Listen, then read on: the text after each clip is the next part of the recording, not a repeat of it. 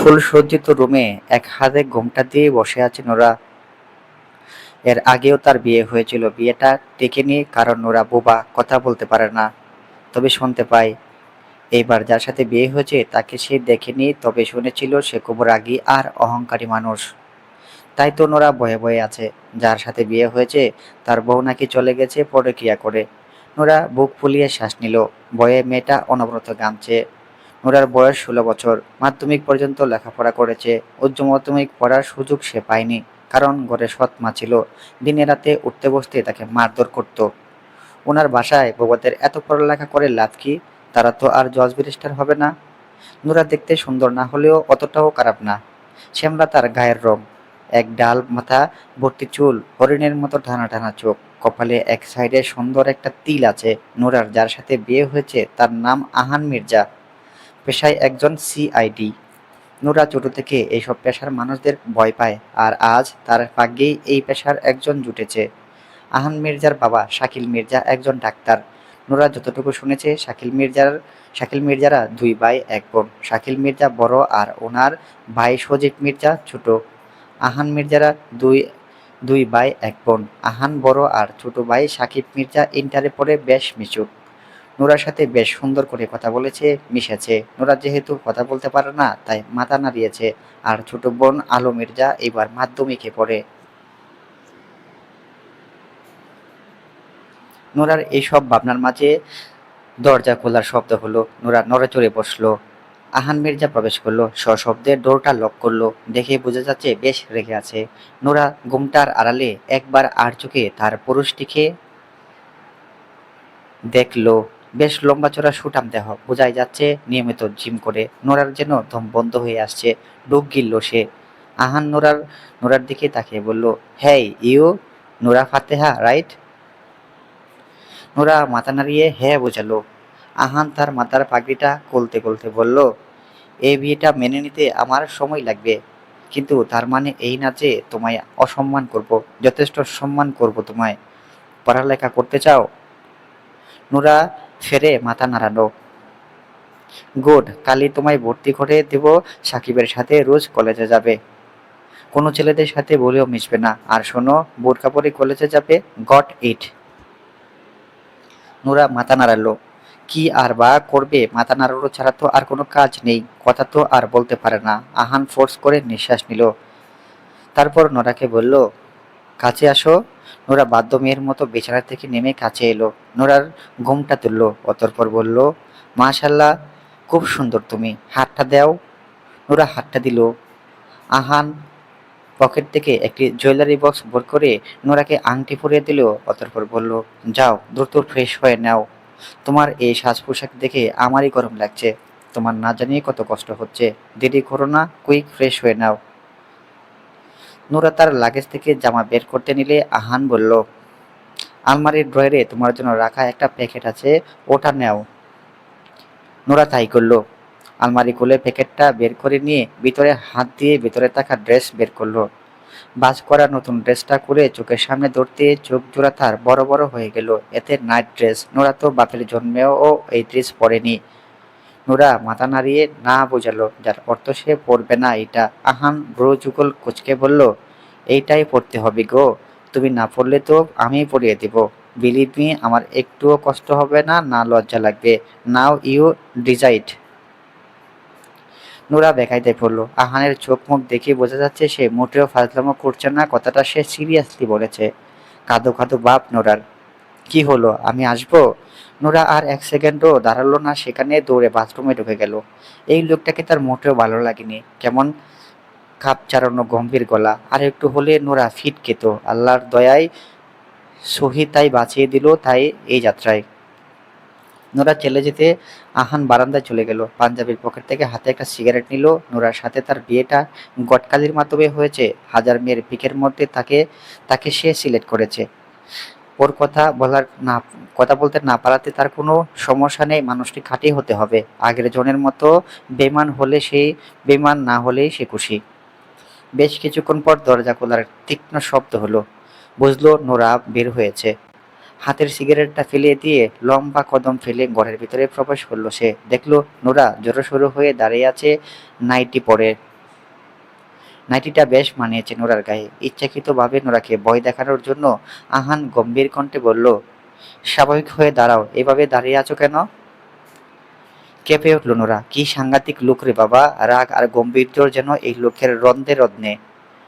নতুন জামাটার অস্তুতি আর আহানের এই মেঘমন্দ্র কণ্ঠ সব মিলিয়ে নোরার মনে হলো মেয়েটা যদি দুবাক হয়ে যেত তবে সে তার ভেতরে লুকিয়ে বাঁচত।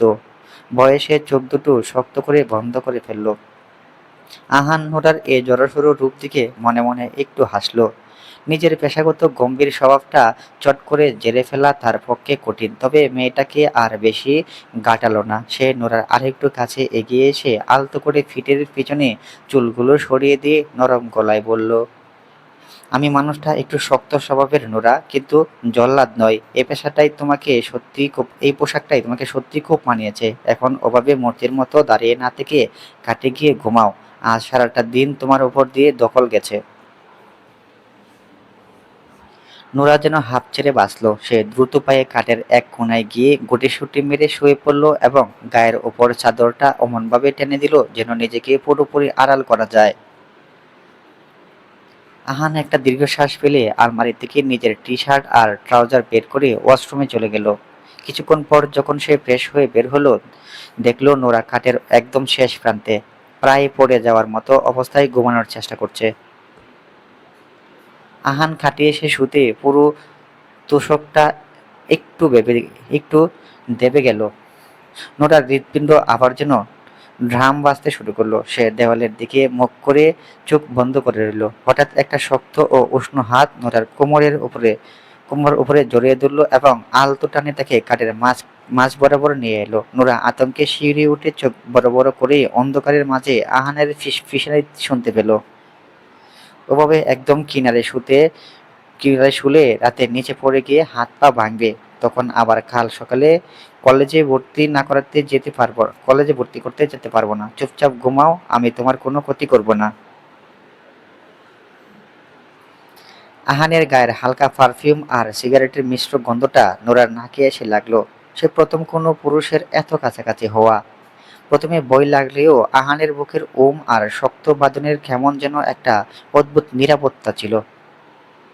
সৎ মায়ের ঘরে যে মেয়েটা শুধু অবহেলা আর লাঞ্ছনা পেয়েছে, তার কাছে এই শাসনটুকুও কেমন যেন এক পশলা বৃষ্টির মতো শোনালো। আস্তে আস্তে নোরার ক্লান্ত চোখের ভাতা ভারী হয়ে এলো।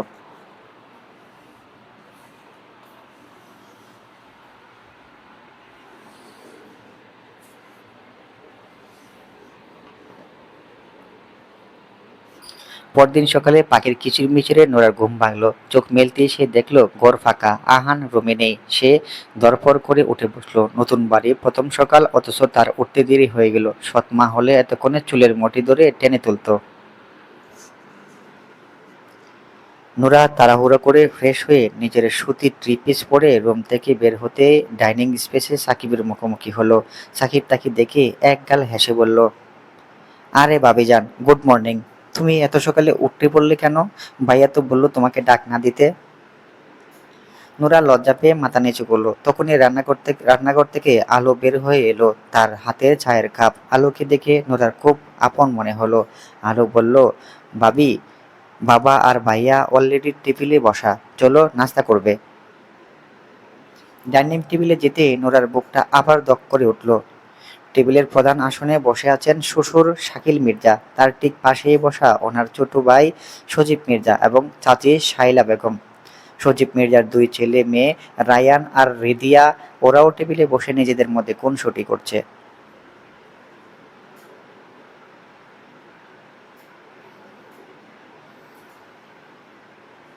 নোরাকে দরজায় দাঁড়িয়ে থাকতে দেখে চাচি শাইলা বেগমই প্রথম ডেকে উঠলেন, আরে নতুন বৌমা যে, এসো এসো, ভিতরে এসো, আমরা সবাই তোমার জন্যই অপেক্ষা করছিলাম।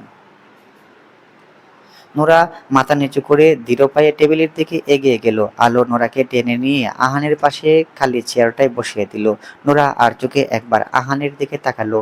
লোকটা এখনো সে একই রকম গম্ভীর, যেন ডাইনিং টেবিলে নয়, কোনো ক্রাইম সিনের তদন্তে বসে আছে। সজীব মির্জা হেসে বললেন, বড় ভাই, আমাদের বাড়ির বৌমা কিন্তু মাশাআল্লাহ খুব লক্ষ্মী। চেহারা জুড়ে কি শান্ত একটা ভাব। শাকিল মির্জা পরম স্নেহে নোরার দিকে তাকিয়ে বললেন, ঠিক বলেছিস সজীব। নোরা মা এই বাড়িতে কোনো সংকোচ করবে না। আজ থেকে এটা তোমারও ঘর। যা লাগবে আলোকে বা শাইলাকে ইশারায় বুঝিয়ে দেবে, কেমন? এখন পেট ভরে নাস্তা করে নাও। চাচাতো বোন রিদিয়া নোরার প্লেটে একটা পরোটা আর ডিম পোচ তুলে দিয়ে বলল, ভাবি, আমাদের এই বাড়িতে কিন্তু অনেক নিয়ম।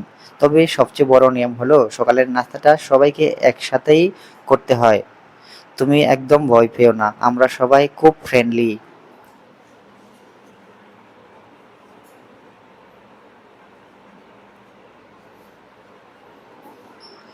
নোরা কৃতজ্ঞতায় সবার দিকে তাকিয়ে মিষ্টি করে একটু হাসলো। সৎ মায়ের সংসারে যে মেয়েটা সকাল থেকে রাত পর্যন্ত শুধু লাঞ্ছনা আর গালমন্দ পেত, এই বড়া পরিবারের ভালোবাসা তার বুকে এসে তীরের মতো বিঁধল। তার চোখ দুটো সিক্ত হয়ে উঠল। তখনই আহান কফি কাপটা টেবিলে নামিয়ে রেখে গম্ভীর গলায় বলল, নোরা, তাড়াতাড়ি নাস্তা শেষ করো। সাকিবের কলেজের প্রিন্সিপালকে ফোন দিয়েছিলাম, ওনারা আজই ফর্ম ফিল আপ করতে ডেকেছেন। নাস্তা শেষ করেই আমরা বের হব। আহানের এই হুট করে দেওয়া আদেশের নোরা পরোটার টুকরো মুখে তুলতে গিয়েও থেমে গেল। সে মাথা নাড়িয়ে দ্রুত খাওয়া শেষ করলো। নোরা রেডি হওয়ার জন্য রুমে এসেছিল। আলমারির কপাট খুলে একটা সুন্দর শাড়ি বের করতেই পেছন থেকে আহানের গম্ভীর ভারী কণ্ঠ ভেসে এলো, শাড়ি না, থ্রি পিস নাও।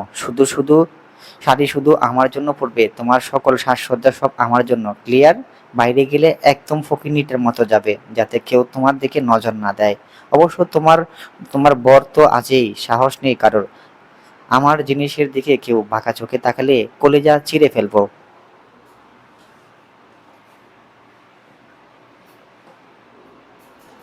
নোরা ভীত সম্ভ্রান্ত নয়নে ফিট করে তাকিয়ে রইল আহানের পানে। এই লোকের কথার ধার আর চোখের তীক্ষ্ণ চাহনি দুটোই যেন বুকের ভিতর এক অজানা কাঁপন ধরিয়ে দেয়। নোরার অমন অবুঝ নিশ্চুপ চাহনি দেখে আহান সামান্য ভ্রু কুঁচকে বলল, কি হলো? ওভাবে তাকিয়ে আছো কেন? হুম, যাও দ্রুত রেডি হয়ে নাও। তোমার কলেজের কাজ সেরে আমাকে আবার হেড অফিসে যেতে হবে, কুইক।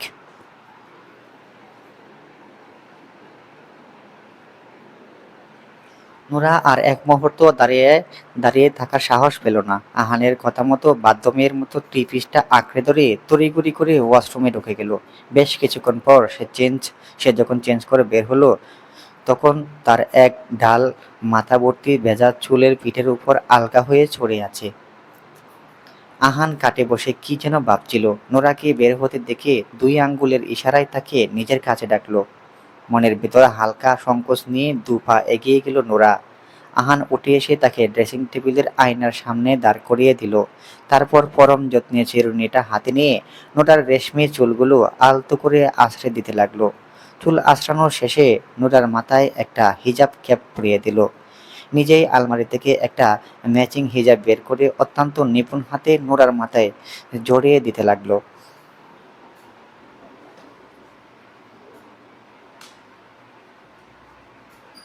নোরা আয়নার মাধ্যমে নয় মুগ্ধ নয়নে তার বরের এই অদ্ভুত কর্মকাণ্ডগুলা দেখতে লাগলো। যে মানুষটা একটু আগে আধ রাগ দেখালো, সে এখন কত যত্ন করে তার মাথায় ওড়নাটা ফিন আপ করে দিচ্ছে।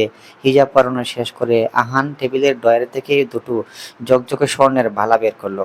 নোরার নরম হাত দুটো নিজের শক্ত মুঠোয় নিয়ে সে বালা দুটো পরিয়ে দিয়ে মৃদু হেসে বলল, পারফেক্ট।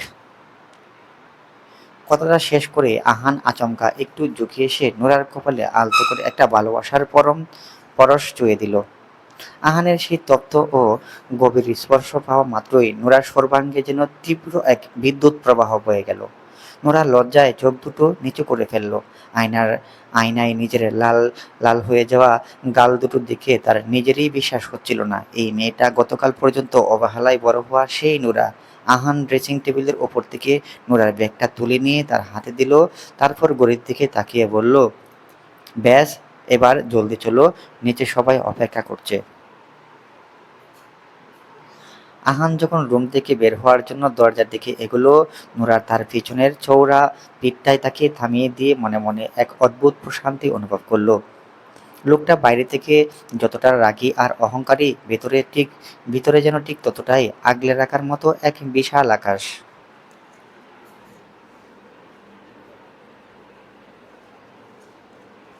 রুম থেকে বের হয়ে দুজনে যখন নিচে নামলো তখন ব্রেকফাস্ট টেবিল থেকে সাকিব আর আলো ওদের দিকে তাকিয়ে মুখ টিপে হাসতে লাগলো। সাকিব কোনোই দিয়ে আলোকে একটা গুঁতো মেরে ফিসফিস করে বলল, দেখলি আলো, আলোর ছটা, ভাইয়া তো বাবিকে একদম হিজাব বোরখায় মরিয়ে দিয়ে আসছে। সিআইডি গিরি ঘরের ভিতরেও দাঁড়িয়ে আছে। আলো হেসে উঠল, চুপ করো ভাইয়া, বড় ভাইয়া শুনতে পেলে খবর আছে। শাকিল মির্জা সোফা থেকে উঠে উঠে এসে নোরার মাথায় হাত রেখে বললেন, মাশাল্লাহ মা, আমার খুব সুন্দর লাগছে তোমাকে, সাবধানে যাও মা। চাচি শাইলা বেগমও রান্নাঘর থেকে এগিয়ে এসে বললেন, আহান, নতুন বউকে নিয়ে যাচ্ছিস, রোদ অনেক বাইরে, কাজ শেষ করে বেশি দেরি করিস না যেন। আহান কোনো জবাব না দিয়ে গম্ভীর গলায় বলল, সাকিব, তুই বাইকের চাবি নে, তুই আর আমি একসাথেই বের হচ্ছি। নোরা আমার গাড়িতে যাবে, তুই কলেজে গিয়ে আমাদের সাথে যোগ দিবি, আর আলো তোর স্কুলের বাসায় চলে আসবে, তুই জলদি কর।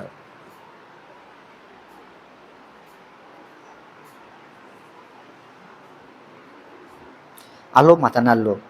শাকিল মির্জা স্নেহের হাত নোরার মাথায় রেখে বললেন, সাবধানে যাও মা, আজ থেকে তোমার নতুন জীবনের আরেকটা অধ্যায় শুরু। গাড়ির পেছনের সিটে নোরা একা বসলো। আহান ড্রাইভ করছে। গাড়ির ভিতরে এসি চললেও নোরার মনের ভিতরে তখনও এক অন্যরকম উথাল পাতাল হাওয়া। জানালার বাইরে চেয়ে সে ঢাকা শহরের ব্যস্ত রাস্তা দেখছিল, আর তার কানে বারবার আহানের সেই পুরুষালী কর্তৃত্বপূর্ণ কথাগুলোই প্রতিধ্বনিত হচ্ছিল, শাড়ি শুধু আমার জন্য ফুটবে, কেউ নজর দিলে কলিজা চিরে ফেলবে। ভাবতেই নোরার ঠোঁটের কোণে এক লাজুক হাসি ফুটে উঠল। কিছুক্ষণের মধ্যে গাড়ি এসে সাকিবের কলেজের বিশাল গেটের সামনে থামলো। নোরা গাড়ি থেকে নামতেই দেখলো সাকিব অলরেডি বাইক পার্ক করে গেটের সামনে দাঁড়িয়ে আছে। আহান আহান গাড়ি লক করে গম্ভীর পায়ে ওদের আগে আগেই হাঁটতে লাগলো। সিআইডি অফিসারের স্বভাব সুলভ চৌড়া বুক আর তীক্ষ্ণ দৃষ্টির কারণে করিডোর দিয়ে যাওয়ার সময় অনেকেই সমীহ করে তাকাচ্ছিল। নোরা মাথা নিচু করে সাকিবের পাশাপাশি হেঁটে চলল। প্রিন্সিপালের রুমে ঢুকতেই মধ্যবয়সী গম্ভীর চেহারার প্রিন্সিপাল স্যার আহানকে দেখে হাসি মুখে দাঁড়িয়ে পড়লেন। আসুন আহান মির্জা, বসুন। আহান নোরার দিকে ইশারা করে বলল, স্যার, ও আমার ওয়াইফ নোরা ফাতেহা। ও এই এই কলেজে উচ্চ মাধ্যমিকে ভর্তি হবে। সাকিব এই কলেজেরই ছাত্র, ও সব দেখে শুনে রাখবে। প্রিন্সিপাল স্যার নোরার ফাইলটা নেড়েচেড়ে দেখে চশমাটা একটু ঠিক করে বললেন, আচ্ছা, আমিও ওর ডকুমেন্টগুলো দেখেছি, ওর রেজাল্ট তো বেশ ভালো। কিন্তু স্যার একটু ইতস্তত করে আহানের দিকে তাকালেন। আহান স্যারের দ্বিধা বুঝতে পেরে আগেই স্পষ্ট ভাষায় বলে উঠলেন, ও কথা বলতে পারে না স্যার, তবে শুনতে ও বুঝতে পারে, ও লিখতে পারে, তাই পড়াশোনায় কোনো সমস্যা হবে না। আর ও সুরক্ষায় ওর সুরক্ষার দায়িত্ব তো আমারই রইল। আহানের গলার সুরে এমন এক অটল দৃঢ়তা আর অধিকারবোধ ছিল যে প্রিন্সিপাল স্যার আর একটা কথাও বাড়ালেন না। তিনি ফর্মটা এগিয়ে দিয়ে বললেন, নিশ্চয়ই নিশ্চয়ই, কোনো সমস্যা নেই, এখানে একটা সিগনেচার করে দিলেই ভর্তি কনফার্ম। সাকিব ফর্মটা টেনে নিয়ে নোরার দিকে বাড়িয়ে দিয়ে বলল, ভাবি, এখানে তোমার সই করে দাও তো এক ছট করে। নোরা কলমটা হাতে নিল, তারপর আঙ্গুলগুলো সামান্য কাঁপছিল। মাধ্যমিকের পর সৎ মায়ের মার দরের ছুটে পড়াশোনার চিরকালের মতো বন্ধ হয়ে গিয়েছিল তার। আজ আবার নতুন করে খাতা কলম চুতে পেরে নোরার চোখের কোণ দিয়ে এক ফোঁটা জল ফর্মে এসে পড়ল। সে তাড়াহুড়া করে চোখের জলটা মুছে নিজের নামটা সুন্দর করে লিখে দিল, নোরা ফাতেহা। ভর্তির সব কাজ শেষ করে প্রিন্সিপালের রুম থেকে বের হতেই আহান খেয়াল করলো নোরার হাত দুটো একদম খালি। তার কাছে কোনো খাতা বা কলম নেই। সে সাকিবের দিকে তাকিয়ে বলল, সাকিব, আয় তো, নোরাকে নিয়ে কলেজের লাইব্রেরিতে যাব। অতঃপর তোরা কলেজের লাইব্রেরির দিকে পা বাড়ালো। লাইব্রেরিতে গিয়ে আহান নিজেই দেখে দেখে নোরার সুন্দর সুন্দর কয়েকটা খাতা, দামি কলম আর একটা জ্যামিতি বক্স পছন্দ করে কিনে দিল। জিনিসগুলো নোরার ব্যাগে ঢুকিয়ে দিয়ে সে নোরার চোখের দিকে তাকালো। নোরার চোখের কোণটা এখনো সামান্য লাল হয়ে আছে। আহান সবার সামনে নোরার একদম কাছাকাছি এসে দাঁড়ালো। তার গায়ের সে চেনা করা পারফিউমের সুবাস নোরাকে আচ্ছন্ন করলো। আহান নিচু সুরে বলল, আজকে প্রথম দিন, তাই সবাই সাকিবের সাথেই ক্লাসে যাচ্ছ।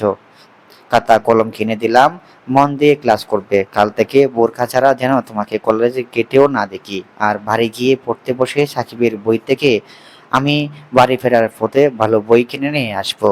এখনকার বই ভালো না। আর হ্যাঁ, ফাঁকিবাজি আমি একদম একদম বরদাস্ত করি না। ক্লিয়ার? নোরা বাধ্যমের মতো মাথা নাড়ালো। আহান একটা গভীর শ্বাস নিয়ে নোরার দিকে শেষবার তাকিয়ে লম্বা কদমে নিজের গাড়ির দিকে চলে গেল। নোরা আর সাকিব লাইব্রেরি থেকে বের হয়ে ক্লাসরুমের দিকে এগোতে লাগলো।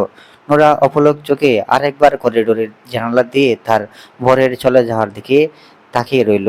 লোকটা শাসন করার ধরনটাও কেমন যেন অদ্ভুত রকমের সুন্দর, যার পরতে পরতে শুধু ভালোবাসা আর আগলে রাখার তীব্র টান লুকিয়ে থাকে। সাকিবের সাথে ক্লাসরুমে ঢোকার সময় নোরার মনে হলো তার জীবনের অন্ধকার দিনগুলো বোধহয় সত্যি সত্যিই শেষ হতে এসেছে।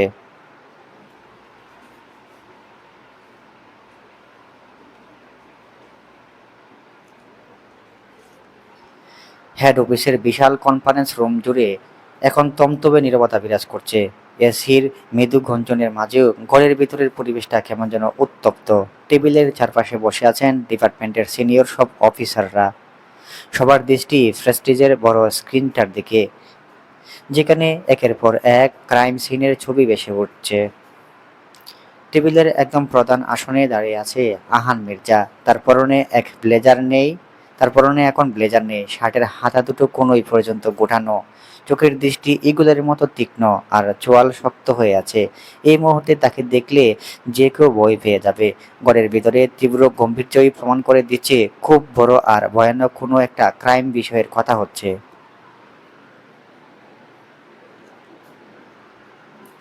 আহান একটা লেজার লাইট স্ক্রিনের দিকে তাক করে গম্ভীর দাঁড়ালো গলায় বলতে শুরু করলো, লাস্ট 3 মান্থে ঢাকা সিটির নামকরা 5 বিজনেসম্যানের মার্ডার কোনো সাধারণ কু কু কু কোইন্সিডেন্স নয় জেন্টলম্যান। প্রতিটা মার্ডারের প্যাটার্ন, টাইমিং আর ক্লু লিভ করার ধরন একদম সেম। খুনি অত্যন্ত প্রফেশনাল এবং সে খুব ঠান্ডা মাথায় আমাদের সিস্টেমকে চ্যালেঞ্জ করছে।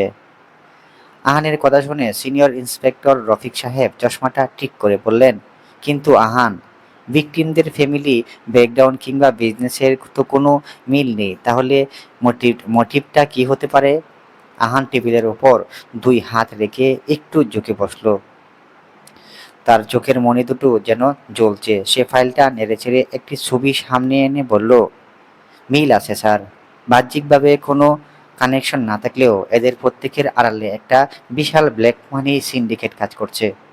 আর কোনে এই সিন্ডিকেটের ভিতরেরই কেউ, যে একে একে সবাইকে শেষ করে পুরো সাম্রাজ্য নিজের কবজায় নিতে চাইছে।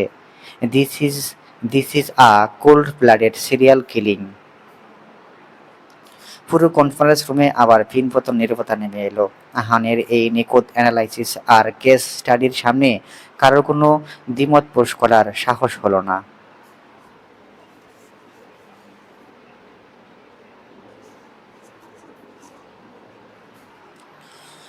আহান সোজা হয়ে দাঁড়িয়ে ঘড়ির দিকে তাকালো। দুপুর 12টা বাজে। মিটিংয়ের মাঝেই আচমকা তার মনের কোণে এক হিজাব পরা টানা টানা হরিণের মতো চোখ মেলার সেই শান্ত মেয়েটার মুখ ভেসে উঠল। আজ নোরার কলেজের প্রথম দিন। মেয়েটা ঠিকমতো ক্লাস করতে পারছে তো? কথা বলতে পারে না বলে কেউ তাকে আবার কোনো কথা শোনালো না তো? সাকিবের সাথে ঠিকঠাক বাড়ি ফিরতে পারবে কিনা, এইসব ৭-৫ অদ্ভুত চিন্তা সিআইডি অফিসার আহান মির্জার কঠিন মস্তিষ্কে এসে ধাক্কা দিল। নিজের এই আনমনা ভাবটা চট করে ঝেড়ে ফেলে আহান আবার ফাইলে মনোযোগ দিল। সে তার স্বভাবসুলভ কড়া গলায় আদেশ দিল, আমাদের হাতে সময় খুব কম।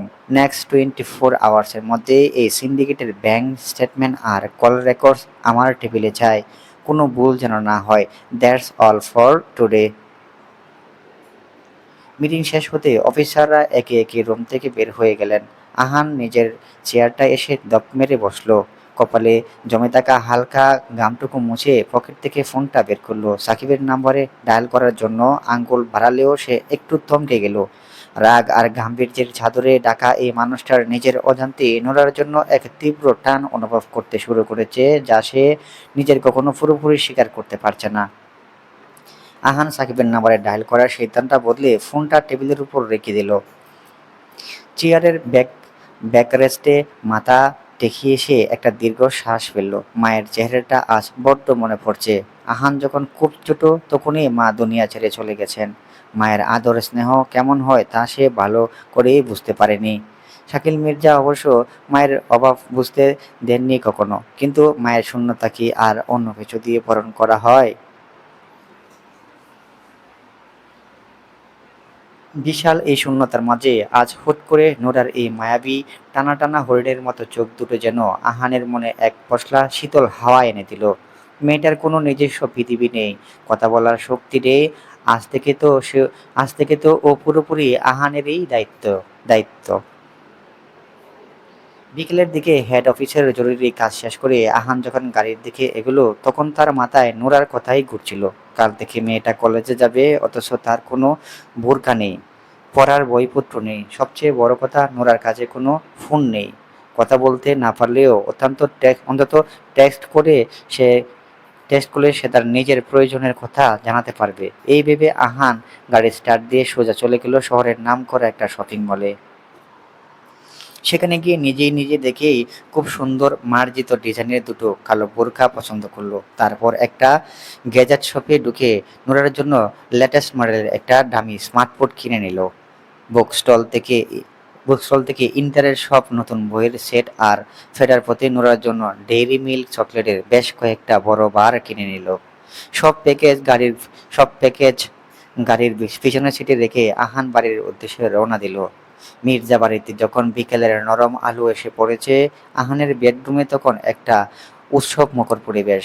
আহানের খাটে আর সোফায় বসে জমিয়ে আড্ডা দিচ্ছে সজীব মির্জার ছেলে মেয়ে রায়ান ও রিদিয়া, আর তাদের সাথে তাল মিলাচ্ছে সাকিব ও আলো। চারজনের খুনসুটি আর হাসির আওয়াজে পুরো ঘর মুখরিত।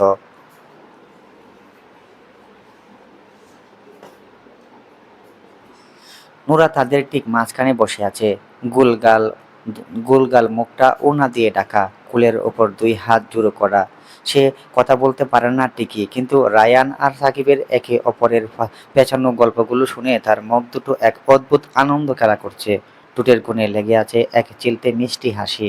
সবার সাথে সবার সাথে সে এত মন দিয়ে শুনছে, সে যেন সেও এই আড্ডারই একটা অপর অংশ। ঠিক তখনই ঘরের দরজার কাছে ভারী বুটের চেনা শব্দ পাওয়া গেল। আহান ঘরে ঢুকে দরজার কাছে দাঁড়িয়ে একটা গলা খাকারি দিয়ে কাশির মতো শব্দ করলো। হুম।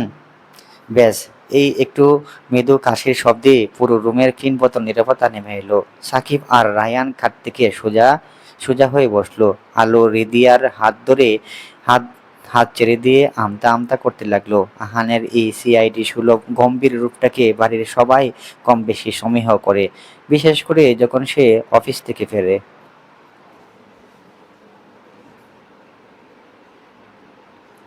নোরা চমকে উঠে আহানার দিকে তাকালো।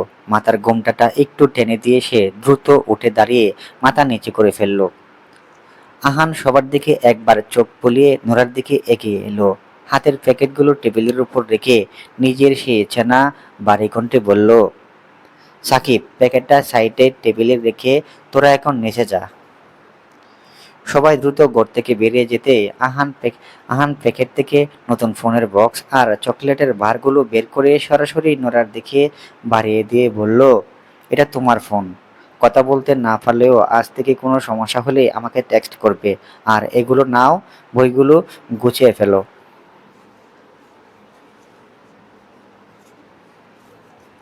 নোরা হতভম্ব হয়ে প্রথমে ফোনের বক্স আর চকলেট দিকে তাকালো, তারপর আহানের চোখের দিকে তাকালো।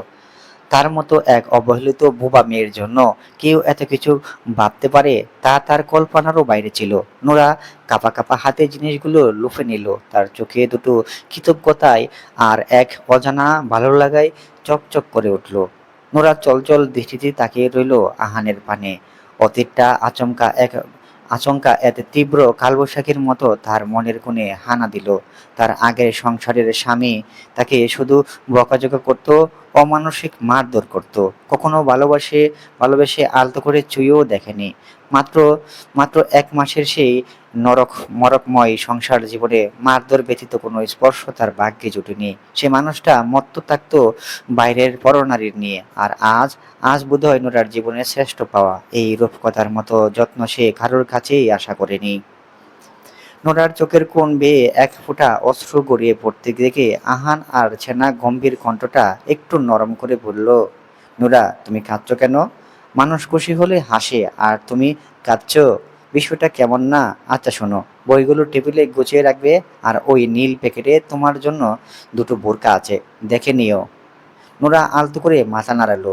এই মানুষটাকে সে অবলা হৃদয়ের বাসা দিয়ে কি করে বোঝাবে সে যে মানুষ শুধু দুঃখে কাঁদে না, চরম সুখে আর আহ্লাদের বুক ফেটে কান্নাও আসে। এটাই তার আনন্দের কান্না, আর এই বুক কৃতজ্ঞতার অশ্রু। আহান একটু হেসে জিজ্ঞাসা করলো, ফোনটা অন করো, কিভাবে চালাতে হয় জানো তো? নোরা ওড়নার কোট দিয়ে চোখের অশ্রুকণাগুলো মুছে মাথা নাড়িয়ে না বোঝালো। তার এই সরলতা দেখে আহান ঠোঁটের কোণে একটুখানি হাসলো। সে টেবিলে থেকে ফোনের বাক্সটা হাতে নিল। নিখুঁত হাতে নিখুঁত হাতে উপরের প্লাস্টিকের র্যাপারটা চিরে চকচকে ব্র্যান্ড নিউ ফোনটা বের করলো। ফোনটা অন করার আগে আহান তার নিজের ওয়ালেট থেকে একটা ছোট সিম কার্ড বের করলো। সিআইডি অফিসার হওয়ার সুবাদে ওনার কাছে একটা অতিরিক্ত অফিসিয়াল সিম ব্যাকআপ হিসাবে সবসময় থাকে। বক্সের ভিতর থেকে ছোট পিনটা বের করে ফোনের সিমে টেট্রা ট্রেটা করলো সে। অত্যন্ত সাবধানে সিম কার্ডটা সেখানে বসিয়ে আবার ভিতরে পুশিন করলো। তারপর পাওয়ার বাটনে চাপ দিতে স্ক্রিনে আলো জ্বলে উঠলো। ফোনটা পুরোপুরি চালু হওয়ার পর আহান নিজের ফোনটা পকেট থেকে বের করলো। কয়েক সেকেন্ড স্ক্রিনে থাকা আঙ্গুল ছাপিয়ে সে নোরার ফোনটা নতুন করে সিক্রেট লোকেশন ট্র্যাকিং অ্যাপ সচল করে দিল। পেশাগত কারণে নোরার নিরাপত্তা নিয়ে সে কোনো ঝুঁকি নিতে চায় না, বিশেষ করে নোরার আগের স্বামী আর বর্তমানের এই বড় কেসটার কথা মাথায় রেখে। মেয়েটা কথা বলতে পারে না, তাই ও কোথায় আছে না আছে তা সবসময় নখদর্পণে রাখাটা জরুরি। সব কাজ শেষ করে আহান ফোনটা নোরার দিকে বাড়িয়ে দিয়ে বলল, এখানে আমার নাম্বার সেভ করা আছে হাজব্যান্ড নামে। তোমার কোনো দরকার হলে বা আমার বাড়ি ফিরতে দেরি হলে আমি তোমাকে মেসেজ করব, তুমি শুধু টাইপ করে রিপ্লাই দিবে। ক্লিয়ার? নোরা মুগ্ধ চোখে ফোনটার দিকে তাকালো। স্ক্রিনের আলোয় তার শ্যামলা মুখটা অদ্ভুত সুন্দর দেখাচ্ছিল। সে পরম যত্নে ফোনটা দুই হাতে দুই হাতে বুকে জড়িয়ে ধরে আহানের দিকে তাকিয়ে আলতো করে মাথা নাড়ালো, যার অর্থ ক্লিয়ার। নোরা ফোনটা বুকের সাথে চেপে ধরে যখন দাঁড়িয়েছিল, আহান আর সে গভীর বেদনকারী দৃষ্টিতে কিছুক্ষণ নোরার দিকে তাকিয়ে রইল। মেয়েটার চোখে মুখে এখন ভয়ের চেয়ে বিস্ময় আর এক অদ্ভুত ভালো লাগার রেশ বেশি স্পষ্ট। আহান আর কথা না বাড়িয়ে একটা লম্বা শ্বাস নিল। তারপর গায়ের শার্টের বোতামগুলো আলতো করে খুলতে খুলতে ওয়াশরুমের দিকে পা বাড়ালো। যাওয়ার আগে শুধু বলে গেল, আমি ফ্রেশ হয়ে আসছি, তুমি জিনিসগুলো গুছিয়ে নাও। আহান ওয়াশরুমে ঢুকতেই নোরা যেন এতক্ষণে প্রাণ ভরে শ্বাস নেওয়ার সুযোগ পেল। সে দ্রুত বিছানার উপর বসলো। তার বুকের ভিতরটা এখনো দুরু দুরু কাঁপছে, তবে এই কাঁপুনিটা ভয়ের নয়, এক অনাস্বাদিত আবেগের। সে পরম যত্নে নতুন ফোনটা বিছানার পাশে রাখলো। এত দামি একটা জিনিস সে নিজের হাতে ধরবে সে কখনো স্বপ্নেও ভাবেনি। এরপর সে টেবিলের দিকে এগিয়ে গেল। আহানের কিনে আনা ইন্টারের নতুন বইগুলোর উপর নোরা হাত রাখল। বইয়ের নতুন কাগজের একটা চমৎকার গন্ধ তাকে সে সুবাসটা বুক ভরে নিতে নোরার চোখের কোণটা আবার বেজে উঠল। সৎ মায়ের সেই চিলতে হাসির কোঁচা, বুবাদের এত পড়ালেখা করে কি লাভ, জর্জ ব্যারিস্টার হবে নাকি? আজ সেই বইগুলোর নিচে চাপা পড়ে গেল। নোরা একে একে বইগুলো খুব সুন্দর করে পড়ার টেবিলে সাজিয়ে রাখলো। বই গোছানোর শেষে নীল প্যাকেটটার দিকে তাকালো। প্যাকেট খুলে বোরখা দুটো বের করতেই নোরার চোখ জুড়িয়ে গেল। কুচকুচে কালো রঙের উপর চমৎকার সুতোর কাজ করা বোরখা। কাপড়টা এত নরম আর আরামদায়ক যে হাত দিলেই শান্তি লাগে। নোরা বোরখা দুটো যত্নে যত্নে ভাঁজ করে আলমারির একপাশে তুলে রাখলো। ঠিক তখনই ওয়াশরুমের দরজা খুলে আহান বের হলো। তার পরনে একটা হালকা নীল রঙের একটা আরামদায়ক ট্রাউজার আর টি শার্ট। ভেজা চুলগুলো তোয়ালে দিয়ে মুছতে মুছতে সে নোরার দিকে তাকালো। দেখলো মেয়েটা লক্ষ্মী মেয়ের মতো সব জিনিস গুছিয়ে নিজের সুতি ওড়নাটা মাথায় টেনে এক কোনায় দাঁড়িয়ে আছে। আহান ড্রেসিং টেবিলের সামনে গিয়ে চুলগুলো ঠিকঠাক করে নোরার দিকে ঘুরে দাঁড়ালো। তারপর বিছানায় এসে আধশোয়া হয়ে বসে নিজের ফোনটা হাতে নিল। কিছুক্ষণ স্ক্রিনে আঙুল চালিয়ে সে নোরার দিকে তাকিয়ে বলল, তোমার ফোনে আমি একটা টেক্সট পাঠিয়েছি, দেখো দেখো তো গেছে কি না? নোরা ধড়ফড় করে বিছানা থেকে ফোনটা হাতে নিল। স্ক্রিন জ্বলে উঠতেই দেখলো উপরে লেখা হাসবেন্ড। সে মেসেজটা ওপেন করলো। সেখানে লেখা, বোরকা পছন্দ হয়েছে? মেসেজটা পড়ে নোরা হুট করে মাথা তুলে আহানের দিকে তাকালো। আহান তখনও এক হাতে ফোনে ধরে চোখ দুটো নোরার ওপর স্থির করে রেখেছে। নোরা নিচের কিবোর্ডে আঙ্গুল চাপিয়ে অনেক কষ্ট করে অক্ষরে অক্ষরে টাইপ করলো, হ্যাঁ খুব সুন্দর, ধন্যবাদ। রিপ্লাইটা পাঠিয়ে সে ফোনের স্ক্রিনের চট করে নিজের মুখের সামনে ধরে লজ্জায় মুখ লুকালো। আহানের ফোনের টুং করে মেসেজ আসার শব্দ হলো। আহান টেক্সটটা পড়ে মনে মনে একটা তৃপ্তির হাসি হাসলো। মেয়েটা অন্তত নিজের মনের ভাষা, মনের ভাব লিখে প্রকাশ করতে পারছে, এটাই অনেক।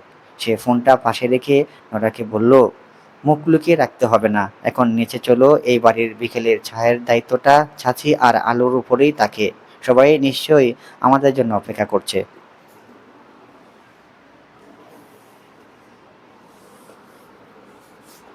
নোরা মাথা নাড়িয়ে সম্মতি জানালো। আহান কাঠ থেকে নেমে আগে আগে দরজার দিকে এগুলো আর নোরা তার পেছনে পেছনে চৌড়া নিরাপদ পিঠটার দিকে তাকিয়ে দৃঢ় পায়ে তারকে অনুসরণ করলো। তার মনে হলো এই রাগী আর গম্ভীর সিআইডি অফিসারটা আড়ালের যে মানুষটা লুকিয়ে আছে, সে হয়তো নোরার জীবনের সব শূন্যতা একাই পূর্ণ করে দিতে পারে।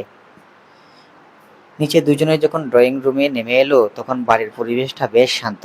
সজীব মির্জা আর শাকিল মির্জা সোফায় বসে কি একটা জরুরি বিষয় নিয়ে নিজ সুরে আলোচনা করছেন। আলো আর রেদিয়া রান্নাঘর থেকে নাস্তার প্লেট আর চায়ের কাপ টেবিলে সাজিয়ে রাখছে। আহানকে দেখে শাকিল মির্জা চশমাটার উপর দিয়ে তাকিয়ে বললেন, আয় আহান বস, আজ অফিস থেকে ফিরতে একটু দেরিই করলি মনে হয়। আহান বাবার মুখোমুখি সোফাটায় গিয়ে বসলো। নিজের বন্ধু স্বভাবসুলভ গম্ভীর কণ্ঠে বলল, হ্যাঁ বাবা, হেড অফিসে একটা ইম্পর্টেন্ট কেসের মিটিং ছিল, তাই একটু লেট হলো। নোরা ওড়নাটা মাথায় ভালো করে টান করে টেনে দিয়ে আলোর পাশে গিয়ে বসলো। আলো নোরাকে দেখে এক গাল হেসে ফিসফিস করে বলল, ভাবি তুমি এসে গেছো, ভালোই হলো। এই নাও, এই চায়ের কাপটা ভাইয়াকে দিয়ে এসো তো। আলো নোরার হাতে একটা কাপ, ওটা ধোয়া ওটা কাপের ছাপ, চায়ের কাপ আর পিরিচ তুলে দিল। নোরা সামান্য ইতস্ততা করলো। এই ভরা মজলিসের সবার সামনে আহানের হাতে চা দিতে তার কেমন যেন লজ্জা লজ্জা লাগছিল। কিন্তু আলোর জোরাজুরিতে সে দৃঢ় পায়ে এগিয়ে গেল আহানের দিকে। আহান তখন বাবার সাথে কথা বলছিল। হঠাৎ সামনে একটা নরম হাত চায়ের কাপ বাড়িয়ে দিতেই সে কথা থামিয়ে উপরের দিকে তাকালো। দেখলো নোরা চোখ দুটো নিচু করে কাপটা ধরে দাঁড়িয়ে আছে। চায়ের খরা সুবাসের সাথে নোরার গা থেকে আসা হালকা একটা মিষ্টি সুবাস আহানের নাকে এসে লাগলো। আহান কাপটা নোরার হাত থেকে নেওয়ার সময় তার শক্ত হাতের আঙ্গুলগুলো নোরার নরম চামড়ার আলতো করে চুয়ে গেল। নোরা যেন চট করে এক লহমায় একটু কেঁপে উঠল। সে দ্রুত হাতটা সরিয়ে নিয়ে আবার আলোর পাশে গিয়ে দাঁড়ালো। আহান চায়ের কাপে একটা চুমুক দিয়ে মনে মনে ভাবলো, মেয়েটা বড্ড বেশি লাজুক, সামান্য ছোঁয়াতেই কেমন যেন গুটিয়ে যায়।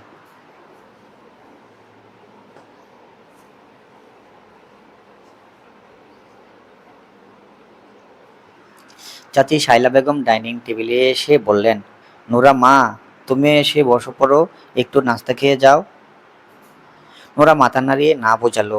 আসলে তার এত বড় পরিবার আর রাজকীয় পরিবেশের সামনে বসে খেতে এখনো কেমন যেন সংকোচ বোধ হচ্ছিল। তা দেখে সাকিব সোফায় বসা থেকেই ফুরন কাটলো। আরে ভাবি, লজ্জা পাচ্ছ কেন? এই বাড়ির লজ্জা পেলে কিন্তু উম, পেটে খিদে নিয়ে ঘুমাতে হবে। আমাদের রিদিয়াকে দেখো কিভাবে সাবার করছে সব। রিদিয়া সাকিবের দিকে চোখ রাঙিয়ে বলল, চুপ করো সাকিব ভাইয়া, আর নিজের ছড়কায় তেল দাও। সবাই এই হাসি ঠাট্টার মাঝে নুরা শুধু চুপচাপ দাঁড়িয়ে দেখছিল। কথা বলতে না পারার যে যন্ত্রণাটা এতদিন তাকে কুরে কুরে খেত, আজ এই পরিবারটার মাঝে সে এসে সে কষ্টটা যেন অনেকটাই হালকা মনে হচ্ছে। কেউ তাকে বোবা বলে অবহেলা করছে না, বরং সবাই তাকে নিজের মতো করে আপন করে নেওয়ার চেষ্টা করছে। নাস্তা শেষ করে আহান কাপটা টেবিলের উপর রাখলো। তারপর উঠে দাঁড়িয়ে বাবার উদ্দেশ্যে বলল, বাবা আমি একটু উপরে যাচ্ছি, কিছু অফিসিয়াল ফাইল চেক করতে হবে। যাওয়ার আগে সে একবার নোরার দিকে তাকালো।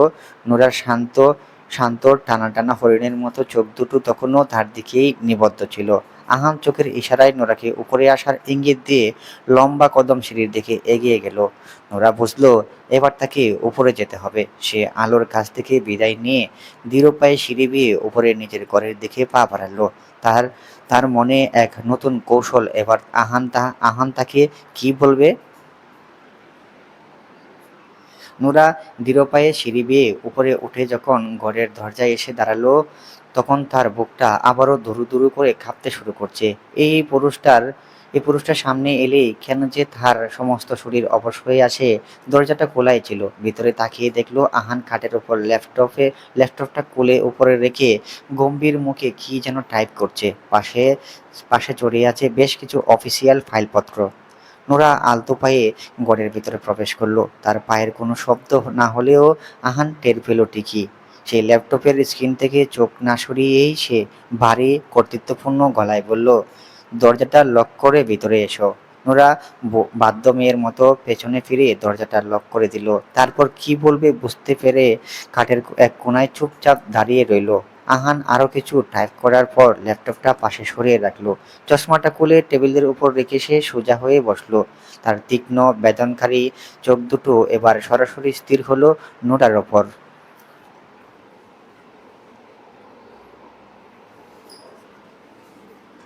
এখানে এসে বসো। আহান খাটের খালি জায়গাটার দিকে ইশারা করলো।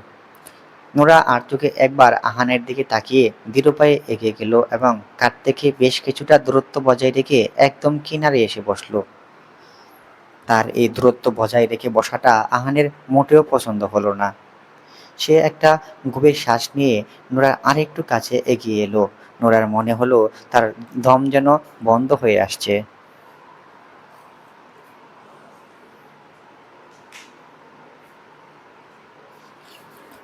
আহান নোরার হাত থেকে ব্যাগটা নিয়ে পাশে রাখলো। তারপর প্যাকেট থেকে নিজের ফোনটা বের করে বলল, তোমার ফোনটা কোথায়? বের করো।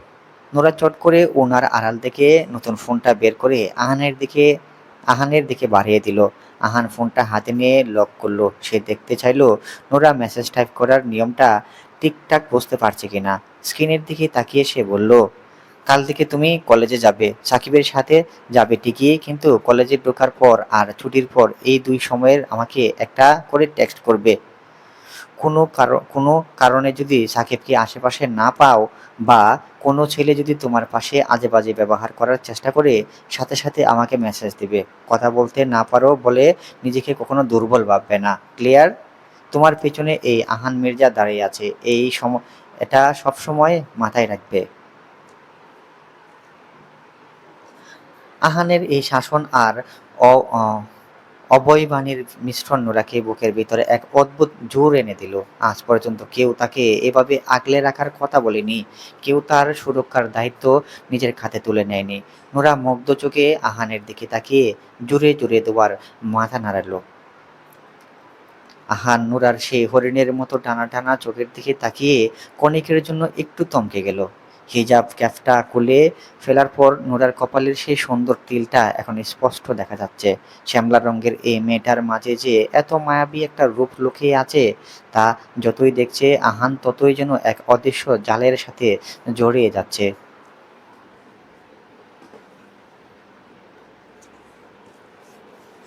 আহান নিজের হাতটা বাড়িয়ে নোরার কপালে আঙ্গুল টেকে আলতো করে বলল, এখানে একটা এখানে এই তিলটা বেশ সুন্দর তো, আগে খেয়াল করিনি। আহানের আহানের তপ্ত আঙুলের ছোঁয়া কপালে লাগতেই নোরার সারা শরীর আবার সেই চেনা বিদ্যুতের ঝিলিক খেলে গেল। লজ্জায় সে চোখ দুটো শক্ত করে বন্ধ করে ফেললো। তার লম্বা চোখের পাপড়িগুলো কাঁপতে লাগলো। নোরাকে ওভাবে কাঁপতে দেখে আহান মৃদু হাসলো। সে হাতটা সরিয়ে নিয়ে নোরার চিবুকটা ধরে মুখটা একটু উপরে তুললো। এত লজ্জা ফেলে চলবে নোরানি? আমি তো তোমার ভর, কোনো ভাগবাল্লুক নয় যে আমি তোমাকে চিবিয়ে খেয়ে ফেলবো। এখন ফোনটা নাও আর ব্যাগ থেকে কালকের ক্লাসের বইগুলো বের করে টেবিলে রাখো। আমি নিজে একটু দেখবো তোমার পড়াশোনার কি অবস্থা।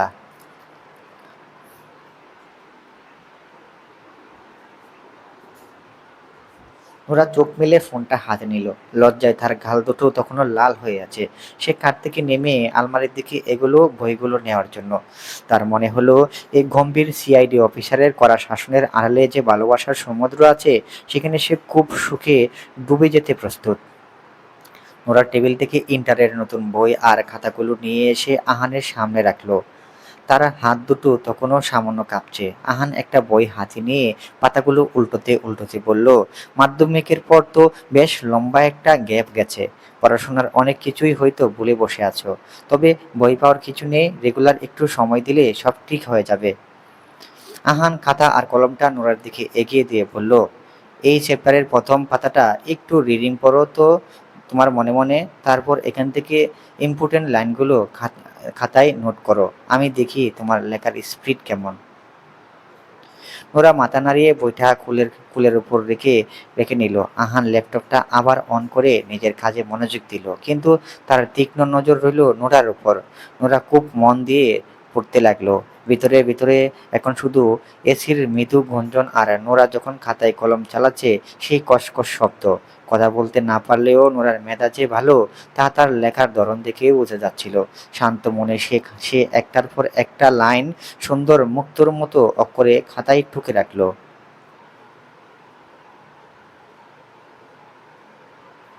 প্রায় ঘণ্টাখানেক পর আহান কাজ শেষ করে ল্যাপটপটা বন্ধ করলো। নোরার দিকে তাকিয়ে দেখলো মেয়েটা তখনও একমনে লিখে চলেছে। পড়ার প্রতি তার এই একাগ্রতা দেখে আহানের মনটা এক অজানা তৃপ্তিতে ভরে উঠল। সে নোরার হাত থেকে কলমটা আলতো করে কেড়ে নিয়ে বলল, ব্যাস, আজকের জন্য এইটুকুই থাক। প্রথম দিনই এত প্রেশার নেওয়ার দরকার নেই। আহান খাতাটা টেনে নিয়ে নোরার লেখাগুলো দেখলো। হাতের লেখা চমৎকার, কোথাও একটা কাটাকাটি নেই। সে খাতাটা বন্ধ করে নোরার দিকে তাকিয়ে বলল, গুড, হাতের লেখা বেশ সুন্দর তোমার। এই ডায়েরি আর কলমটা তোমার কাছেই রাখো। ঠিক তখনই ডাইনিং এরিয়া থেকে রাতের খাবারের জন্য আলুর আলুর ডাকার আওয়াজ পাওয়া গেল। আহান ঘড়ির দিকে তাকিয়ে দেখলো রাত 8:30 বেজে গেছে। সে খাট থেকে নেমে দাঁড়িয়ে বলল, চলো নিচে চলো, রাতের খাবার একসাথে খেতে হবে। আর শোনো, খাওয়া শেষ করেই কিন্তু রুমে চলে আসবে, বেশি রাত জাগা আমার পছন্দ না। নোরা বাধ্য মেয়ের মতো মাথা নাড়িয়ে খাট থেকে নামলো। ওড়নাটা মাথায় ভালো করে টেনে দিয়ে সে আহানের পেছনে পেছনে রুম থেকে বের হলো। নিচে ডাইনিং টেবিলে অলরেডি পুরো পরিবার বসে গেছে। শাকিল মির্জা, সজীব মির্জা, চাচি শাইলা বেগম সহ সাকিব, আলো, রায়ান, ভিদিয়া সবাই রাতের খাবারের টেবিলের জন্য উপস্থিত। আহান আর নোরা গিয়ে নিজেদের নির্দিষ্ট আসনেই বসলো। চাচি শাইলা বেগম নোরাকে দেখে হেসে বলল, কি রে আহান, প্রথম দিনই তুই নতুন বউকে পড়ালেখা নিয়ে বসিয়ে দিলি নাকি? মেয়েটা তো এমনিতেই সারাদিন দখল গেছে। সাকিব খেতে খেতে বলল, চাচি, তুমি ভাইয়াকে চেনো না? ওনার আন্ডারে থাকলে ক্রাইম ডিপার্টমেন্টের চোর ডাকাতও যেন সোজা হয়ে যায়। ভাবিও দেখবে একদিনে একদম একদম টপার হয়ে যাবে। সাকিবের রসিকতার টেবিলের সবাই হেসে উঠল। নোরা লজ্জা পেয়ে মাথা নিচু করে প্লেটের দিকে তাকিয়ে রইল। আহান অবশ্য সাকিবের কথায় কান্না দিয়ে গম্ভীর মুখে নিজের প্লেটে খাবার তুলে নিল। নিজের সে নিজের খাওয়ার মাঝে আর চোখে খেয়াল রাখছিল নোরা ঠিক মতো খাচ্ছে কিনা। সে চামচ দিয়ে এক টুকরো মাছ ভালো নোরার পেটে তুলে দিয়ে বলল, চুপচাপ না দেখে খাওয়া শেষ করো। শাকিল মির্জা ছেলের এই যত্ন দেখে মনে মনে খুব খুশি হলো। তিনি নোরাকে দেখে উদ্দেশ্য করে বললেন, মা নোরা, এই বাড়িতে কোনো কিছু নিয়ে একদম সংকোচ করবে না, পেট ভরে খাও। রাতের খাবার শেষ করে সবাই যখন ড্রয়িং রুমে একটু বসার প্রস্তুতি নিচ্ছিল, আহান তখনই নোরার দিকে তাকিয়ে চোখের ইশারার উপরে যাওয়ার নির্দেশ দিল। নোরা আর এক মুহূর্তও দেরি না করে সবার কাছ থেকে বিদায় নিয়ে দৃঢ় পায়ে সিঁড়ি বেয়ে উপরে নিজেদের ঘরের দিকে রওনা হলো। তার মনে হলো এই কঠোর শাসনের আড়ালে যেন মানুষটা তাকে এভাবে যেন আগলে রাখে। তার প্রতি এক অদ্ভুত ভালো লাগা আর অধিকার বোধ প্রতি মুহূর্তে তার হৃদয় শিখরে পৌঁছাচ্ছে। রাতের স্নিগ্ধতা পেরিয়ে একসময় মির্জা বাড়িতে ভোরের আলো ফুটল। জানালার হালকা পর্দা ভেদ করে সকালের নরম রোদে এক চিলতে এসে পড়ল নোরার মুখের উপর। চোখ মেলতেই নোরা দরপর করে বিছানায় উঠে পড়ল।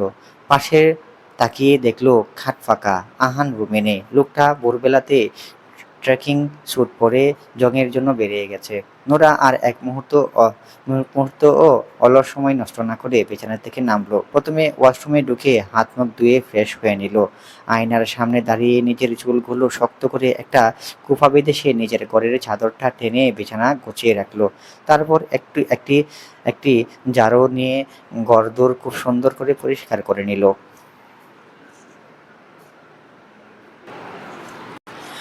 ঘরের কাজ শেষ করে নোরা সুতির ওড়নাটা কোমরে ভালো করে গুজে নিয়ে দ্রুত পায়ে নিচে রান্নাঘরের দিকে এগিয়ে গেল। সেখানে শায়লা বেগম অলরেডি পরোটা বাঁধছিলেন। নোরাকে ঢুকতে দেখে তিনি মৃদু হেসে বললেন, আরে নতুন বৌমা, এত সকালে উঠে পড়লে কেন? আজ তো তোমার কলেজ আছে। নোরা মিষ্টি করে একটু হেসে মাথা নাড়ালো। তারপর শায়লা বেগমের হাত থেকে একটা খুন্তিটা হাতে নিয়ে নিজেই একের পর এক পরোটা ভাজতে শুরু করলো। শায়লা বেগম ডাল আর ডিম ভাজিটা বাটিতে নামিয়ে নিতে নোরা ধীরে সুস্থে সব নাস্তার বাটি ডাইনিং টেবিলের উপর এনে খুব সুন্দর করে সাজিয়ে রাখলো। প্লেট, জলের গ্লাস আর চামচগুলো নিখুঁতভাবে গুছিয়ে রাখছে। আহান জগিং শেষে সবেমাত্র ফিরেই দেখল নোরা তার ছাতির সাথে হাতে হাত কাজ করছে। সন্তুষ্টির হাসি ফুটলো আর তার ঠোঁটে। সে যে নারী রাতে সে নারী চুলও বাঁধে। আহান কথা বলল না। চলে গেল তার রুমে। ফ্রেশ হতেই লেট হচ্ছে তার। রুমে ঢুকে আলমারি থেকে তার অফিসিয়াল ড্রেস বের করে ফ্রেশ হতে চলে গেল। নোরা তার হাতের কাজ শেষ করে রুমে ঢুকে নোরা শুনতে পেল ওয়াশরুম থেকে পানি পড়ার শব্দ। বুঝলো তার মানুষটা ফিরেছে। নোরা আর সময় নষ্ট না করে পড়ার টেবিল থেকে ইন্টারের বইপত্র, কালকের দিনে আনা নতুন নতুন খাতা আর কলমগুলো গুছিয়ে ব্যাগে ভরে রাখলো। তারপর আলমারির কপাট খুলে নিজের জন্য একটা নতুন সালোয়ার কামিজ এবং সাথে কালো রঙের বোরকা আর হিজাব বের করে বিছানার উপর রাখলো। কিছুক্ষণ পর আহান ওয়াশরুম থেকে ফ্রেশ হয়ে গা মুছতে মুছতে বের হলো। আহান বের হতেই নোরা তার কাপড়গুলো হাতে নিয়ে ওয়াশরুমে ঢুকে গেল।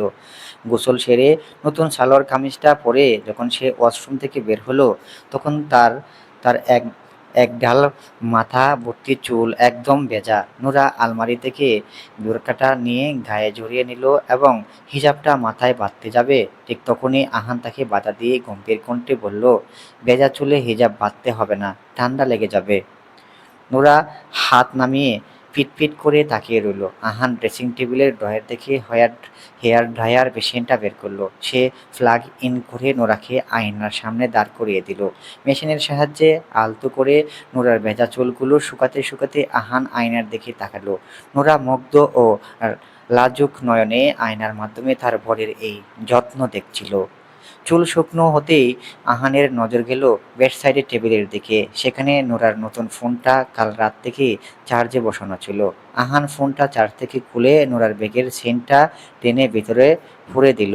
তারপর গম্ভীর কণ্ঠে বলল, ফোনটা তো রুমেই রেখে যাচ্ছিলে নোরা, কথা বলতে পারো না বলে বাইরে কোনো বিপদে পড়লে যোগাযোগ কি করে?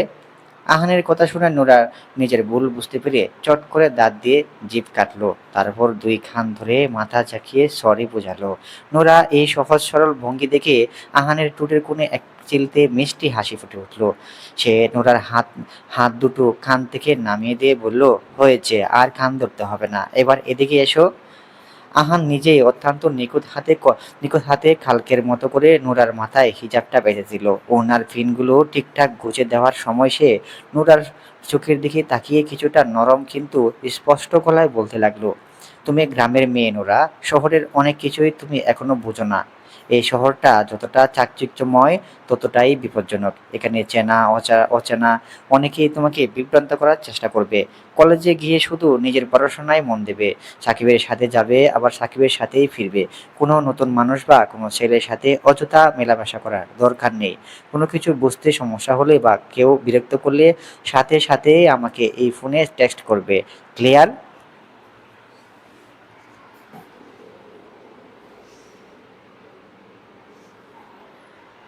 নোরা বাথরুমের মতো মাথা নাড়িয়ে হ্যাঁ বোঝালো। শহরের জাঁকজমক আর জটিলতা নিয়ে মনে যে ভয়টা ছিল, আহানের এই শুনে তা নিমেষেই কেটে গেল। আহান নোরার খাদে ব্যাগ দিতে দিতে বলল, ব্যাস, এবার নিচে চলো ব্রেকফাস্ট করতে।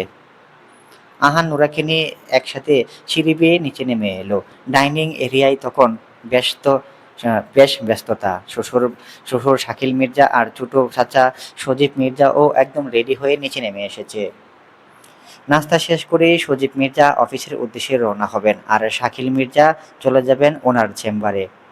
টেবিলের অন্য পাশে আলো, রায়ান আর রিদিয়া ওরা তিনজনই স্কুলের ইউনিফর্ম পরে গুছিয়ে বসে মন দিয়ে নাস্তা করছে। ঠিক তখনই সাকিবও কলেজের জন্য একদম রেডি হয়ে ডাইনিং রুমে এসে প্রবেশ করলো। ব্যাগটা চেয়ারের পাশে রেখে সে বলল, গুড মর্নিং সবাইকে, পারফেক্ট টাইমে এসেছি তাহলে। আহান আর নোরা গিয়ে নিজেদের নির্দিষ্ট আসনে বসলো। শাইলা বেগম নোরাকে বোরখা আর পরিপাটি হিজাব দেখে পরম তৃপ্তির হাসি হেসে বললেন, মাশাআল্লাহ, নতুন বউ তোমাকে খুব সুন্দর লাগছে। দ্রুত বসো, দেরি হয়ে যাচ্ছে মা। নোরা মাথা নিচু করে সবার সাথে বসে হাসিমুখে সকলের নাস্তা করতে শুরু করলো। তার মনে হলো এক নতুন ভোরের সাথে সাথে তার জীবনের সবচেয়ে সুন্দর অধ্যায়টা আজ থেকেই শুরু হতে যাচ্ছে। নাস্তা পর্ব শেষ হতেই পুরো ডাইনিং টেবিলের জুড়ে এক ব্যস্ততার সুর বেজে উঠল। সজীব মির্জা ঘড়ির দিকে তাকিয়ে ওনার অফিসের ফাইলটা হাতে তুলে নিলেন আর শাকিল মির্জা চশমাটা ঠিক করতে করতে চেম্বারের উদ্দেশ্যে পা বাড়ালেন। যাওয়ার আগে ওনারা দুজনেই নোরার মাথায় হাত রেখে পরম স্নেহে দোয়া করে গেলেন। আলো, রায়ান আর রিদিয়া তিনজনই নিজেদের স্কুলের ব্যাগ কাঁধে ঝুলিয়ে শায়লা বেগমকে বিদায় জানিয়ে এই হইচই করতে করতে সদর দরজা দিয়ে ছুটে গেল। ডাইনিং রুম তখন শুধু আহান, নোরা আর সাকিব। আহান কফির শেষ চুমুকটা দিয়ে চেয়ার ছেড়ে উঠে দাঁড়ালো। সে সাকিবের দিকে তাকিয়ে দাঁড়ালো, গলায় বলল, বাইক স্টার্ট দে সাকিব, আর শোন, রাস্তাঘাটে কোনো রকম হিরোগিরি দেখাবি না। নোরাকে নিয়ে একদম সাবধানে সোজা কলেজে যাবি।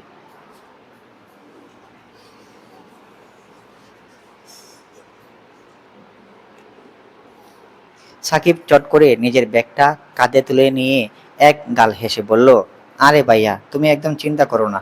সিআইডি স্যারের আমানত অক্ষত অবস্থায় ক্লাসরুমে পৌঁছে দেওয়ার দায়িত্ব আমার। আহান সাকিবের কথায় পিঠে কোনো পিঠে কোনো জবাব না দিয়ে নোরার দিকে তাকালো। নোরা তখন তার নতুন ব্যাগটা দুই হাতে শক্ত করে আঁকড়ে ধরে বাদ্যমের মতো দাঁড়িয়ে আছে। বোরকা আর হিজাবের আড়ালে তার শ্যামলা মুখখানিতে এক অদ্ভুত সরলতা আর সামান্য ভয়ের ছাপ স্পষ্ট। আহান নোরার একদম কাছাকাছি এসে দাঁড়ালো। ওনার গা থেকে আসা সে চেনা করা পারফিউমের তীব্র সুবাসে নোরার বুকটা আবার দুরু দুরু করে কেঁপে উঠল। আহান নোরার চোখের দিকে তাকিয়ে নিচু কিন্তু স্পষ্ট স্বরে বলল, মোবাইলটা যেন সবসময় সাইলেন্ট থাকে, কিন্তু ভাইব্রেশন অন রাখবে। আমি মেসেজ দেওয়ার সাথে সাথেই যেন রিপ্লাই পায়, আর ক্লাসে গিয়ে শুধু নিজের পড়ালেখার মনোযোগ দিবে। ক্লিয়ার? কোনো দিকে কোনো দিকে চোখ ঘোরানোর প্রয়োজন নেই।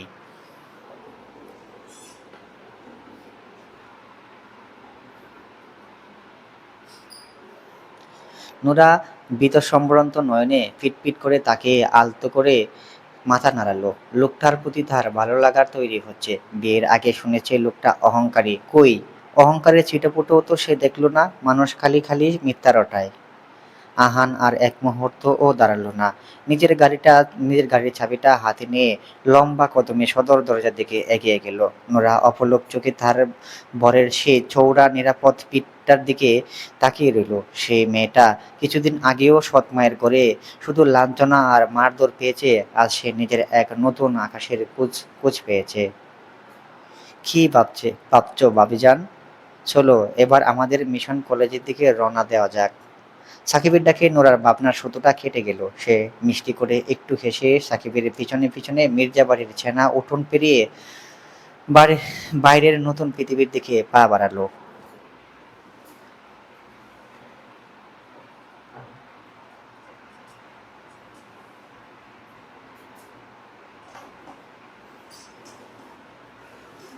সাকিবের বাইকের পিছনে বসে পুরোটা রাস্তা নূরের বুকের ভিতর কেমন যেন এক অচেনা উত্তেজনা কাজ করছিল।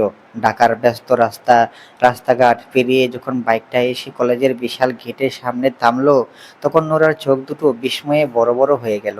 গতকাল প্রথম দিন এসে ভর্তি আর ক্লাসের কাজ শেষ করে গেলেও আজ পুরোদমে ক্লাস শুরু হওয়ার এই দ্বিতীয় দিনে এসেও কলেজের পরিবেশটা তার কাছে নতুন ঠেকছিল। সাকিব বাইকটা পার্কিংয়ে রেখে নোরার দিকে এগিয়ে এসে বলল, চলো ভাবি, একদম ভয় পাবে না, আমি তো আছি। আমাদের দুজনের ক্লাস একই বিল্ডিংয়ের 3 তলায়, একই ডিপার্টমেন্ট। নোরা নিজের কাঁধের ব্যাগটা ভালো করে চেপে ধরে তার পরিপাটি হিজাব পিনগুলো আরেকবার আঙ্গুল দিয়ে ছুঁয়ে দেখে নিল। সকালবেলা আহান কত নিপুণ নিপুণ হাতে তাকে এই হিজাবটা বেঁধে দিয়েছে। যত্নের কথা মনে পড়তেই তার মনের ভয়টা একটু কেটে গেল। সাকিব এই কলেজেরই পুরনো এবং বেশ পরিচিত স্টুডেন্ট হওয়ায় করিডোর দিয়ে যাওয়ার সময় অনেকেই তাকে দেখে হাত নাড়ছিল, কেউ কেউ এগিয়ে এসে কৌশল বিনিময় করছিল। সাকিব সবাইকে সংক্ষেপে সামলে সামলে নিয়ে নুরাকে আগলে খুব সাবধানে সিঁড়ি বেয়ে উপরে উঠে গেল। 3 তলার করিডোর পেরিয়ে এসে নুরাকে নিয়ে তাদের নির্দিষ্ট ক্লাসরুমে ঢুকলো। সাকিব ক্লাসরুমের একদম সামনের সারির একটা বেঞ্চে গিয়ে বসলো এবং তার পাশের জায়গাটাতে নোরাকে বসার ইশারা করলো। নোরা ধীরে পায়ে গিয়ে সাকিবের পাশে বসলো এবং নিজের খাতা কলম বের করে টেবিলের উপর রাখলো।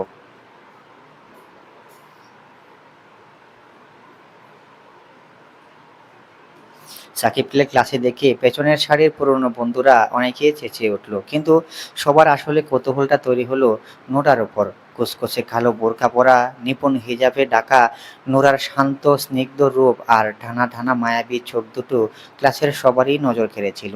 যেহেতু গতকাল সে শুধু ভর্তির ফর্ম তুলতে আর প্রথম দিনে একটা ক্লাস অংশ নিতে এসেছিল, তাই অনেকেই তাকে চিনত না। ক্লাসের ছেলেরা ভাবছিল, কলেজের এত পপুলার একটা ছেলের পাশে এই নতুন শান্ত মেয়েটা কে? সে তো একদম নতুন এসেছে। ক্লাস শুরু হতে তখনও মিনিট 10 বাকি। ঠিক তখনই পেছনের একটা বেঞ্চ থেকে ফরহাদ নামের এক সহপাঠী ছেলে ছেলে উঠে এলো। তার চোখে মুখে বেশ একটা চঞ্চলতার ভাব। সে সাকিবের পরিচিত মুখ হওয়ায় সত্ত্বেও সরাসরি নোরার বেঞ্চের সামনে এসে দাঁড়িয়ে বেশ অমায়িক হেসে বলল, হাই সাকিব, কেমন আছিস? আর তোর পাশে ইনি বুঝি আমাদের ডিপার্টমেন্টের একদম নতুন জয়েন করেছেন? হাই, আমি ফরহাদ। তোমার নামটা জানতে পারি?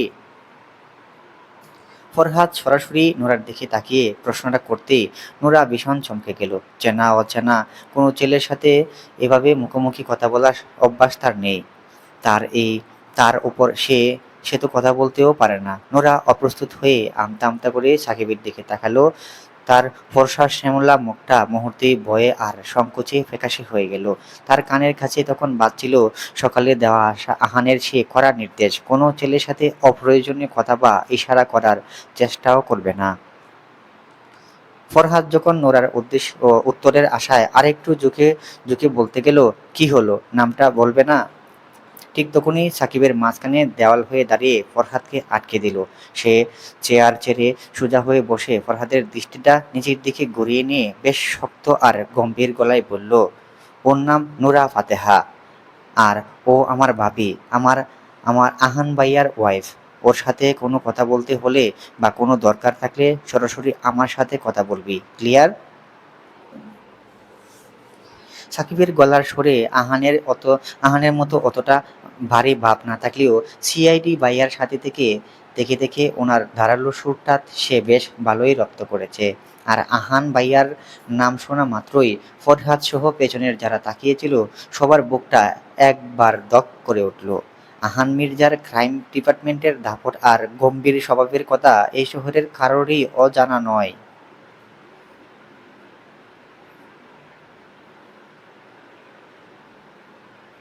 সাকিবের এই অতর্কিত আর কড়া বাধা দেখে ফরহাদ একদম থতমত খেয়ে গেল। সে পরিস্থিতি বেগতিক দেখে 2 হাত তুলে হালকা হেসে বলল, আরে ভাই, আমি তো জাস্ট নতুন স্টুডেন্ট ভেবে ফ্রেন্ডলি আলাপ করতে এসেছিলাম, নো অফেন্স।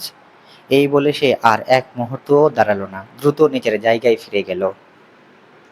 নোরা একটা স্বস্তির দীর্ঘশ্বাস ফেলল। সে সাকিবের দিকে তাকিয়ে কৃতজ্ঞতার এক চিলতে মিষ্টি হাসি হাসলো। সাকিবের মনে হলো ভাইয়া ঠিকই বলেছিল, শহরের এই পরিবেশে নোরা ভাবিকে আগলে রাখাটা সত্যিই কতটা দরকার। ফরহাদ নিজের জায়গায় ফিরে যেতে ক্লাসরুমের পরিবেশটা একটু স্বাভাবিক হলো। নোরা এতক্ষণে নিজের ব্যাগ থেকে নতুন স্মার্টফোন বের করলো। সকালে আহান কড়া গলায় বলে দিয়েছিল ক্লাসে পৌঁছেই যেন তাকে একটা টেক্সট করা হয়। নোরা তার কাঁপা কাঁপা আঙ্গুলে অক্ষরে অক্ষরে অক্ষরে টাইপ করলো, আমি ক্লাসরুমে পৌঁছে গেছি।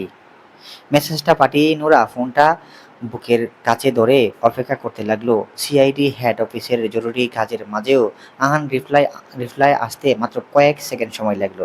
টুং করে ভাইব্রেশন হতেই নোরা স্ক্রিনে তাকিয়ে দেখলো হাজব্যান্ড হাজব্যান্ড আইডি থেকে মেসেজ এসেছে, একটা পিক পাঠাও।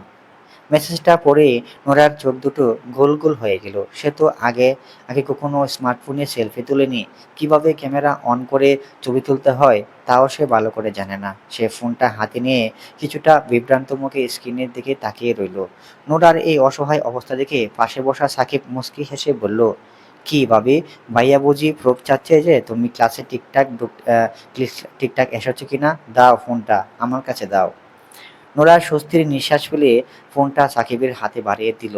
সাকিব নোরার ফোনের ফ্রন্ট ফ্রন্ট ক্যামেরাটা অন করে ফ্রেমটা ঠিক করলো যাতে ছবিতে তাদের দুজনের মুখই ভালোভাবে আসে। নোরাকে একদম সোজা ও গম্ভীর হয়ে দাঁড়িয়ে থাকতে দেখে সাকিব হুট করে হেসে ফেলে বলল, আরে ভাবি, এভাবে পাসপোর্ট সাইজ ছবির মতো গম্ভীর হয়ে থাকলে হবে? এটা তো সেলফি, একটু স্টাইল করো। আর ওই কাউকে কিস করার মতো সময় মানুষ যেভাবে ঠোঁটটা একটু গোল করে উল্টো দেয় না, ঠিক অমনি করো। এই শহরটা একটা দারুণ সেলফি স্টাইল, একে ফাউড বলে। নোরা সরল ও বোকা স্বভাবের গ্রামীণ মেয়ে শহরের এই আধুনিক ফাউড স্টাইলের মারপ্যাচ শুধু বিন্দুমাত্র বুঝল না। সাকিবের শেখানো কথা অনুযায়ী সে একদম অবুঝ আর বোকার মতো সে ঠোঁট দুটোকে কিস করার ভঙ্গিতে গোল করে উল্টো দিয়ে ক্যামেরার দিকে তাকিয়ে রইল। সে চট করে ফোনের স্ক্রিনে ক্লিক করে নোরার সে কিউট ভঙ্গি আর নিজের হাসি মুখের একটা পারফেক্ট সেলফি তুলে ফেলল। ছবিটা তোলার পরপরই সাকিব আর দেরি না করে সরাসরি আহানের আইডিতে সেন্ড করে দিল। ছবিটা চলে যাওয়ার পর নোরা আবার তার ফোন স্বাভাবিক করে সাকিবের দিকে তাকালো। তার চোখে তখনও একরাশ কৌতূহল, ছবিটা দেখতে কেমন হয়েছে আর তার গম্ভীর বর গম্ভীর বর এই ছবি দেখে এখন কি করবে, কি ভাববে। সিআইডি হেড অফিসের নিজের ব্যক্তিগত কেবিনে বসে একটা জটিল ফাইল দেখছিল আহান। ঠিক তখনই টেবিলের উপর রাখা ওনার আইফোনটা টং করে কেঁপে উঠল। আহান ফাইল থেকে চোখ সরিয়ে ফোনটা হাতে নিল। স্ক্রিনে নোরার ছবি আইডিতে দেখে একটা ছবি এসেছে দেখে সে চট করে লকটা আনলক করলো।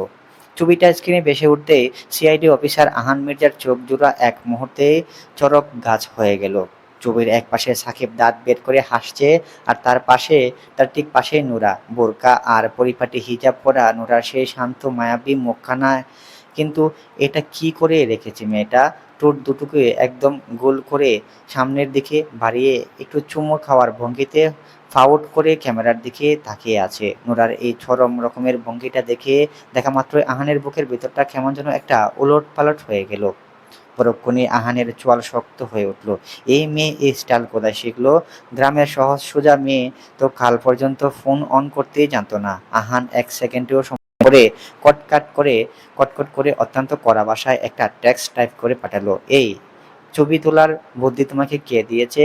আর ঠোঁট অমন করে রেখেছো কেন? ওদিকে ক্লাসরুমে আহানের মেসেজ আসতে নোরা ধরফর করে ফোনটা হাতে নিল।